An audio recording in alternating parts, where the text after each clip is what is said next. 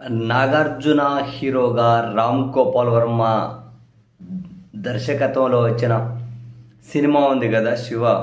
అది ఎప్పుడో దాదాపు 3.5 దశాబ్దాల కిందట వచ్చినట్లుంది. అది మళ్ళీ ఈ నెల 14వ తేదీన రిలీజ్ అవుతుంది.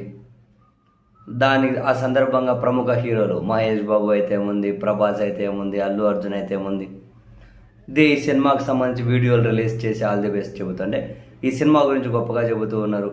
ఈ క్రమంలో అగ్రనటులు చిరంజీవి గారు కూడా, అగ్ర హీరో చిరంజీవి గారు కూడా ఒక వీడియో రిలీజ్ చేశారు. ఆ వీడియోలో కంటెంట్ కనుక మనం చూస్తే, శివ సినిమా చూసి నేను ఆశ్చర్యపోయాను. సినిమా కాదది ఒక విప్లవం, ఒక ట్రెండ్ సెట్టర్, తెలుగు సినిమాకు కొత్త నిర్వచనం చెప్పి కొత్త ఒరవడికి నాంది పలికిన సినిమా అది.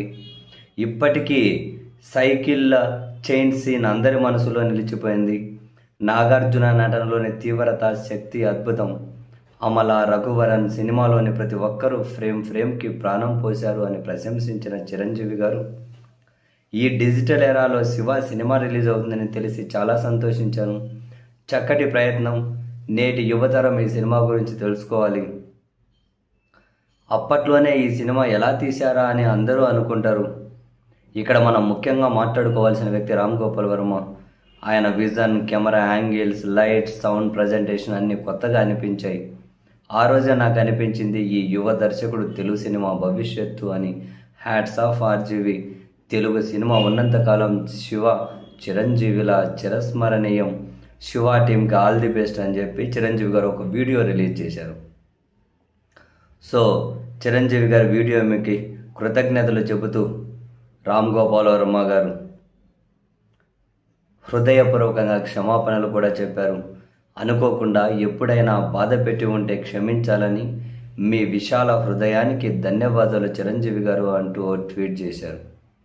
మరి దేనికోసమని క్షమాపణలు కోరారో ఏంటి అనే కాంటెక్స్ట్ అయితే లేదు. బట్ ఇంతకుముందు ఓసారి రామ్ గోపాల్ వర్మ దర్శకత్వంలో చిరంజీవి గారి హీరోగా సినిమా స్టార్ట్ అయిందని, 20% అయిపోయిన తర్వాత ఆగిపోయింది అని అంటూ ఉంటారు. తర్వాత ఇద్దరి మధ్య విభేదాలు అంటూ ఉంటారు. ఇవన్నీ మనకు తెలియదు.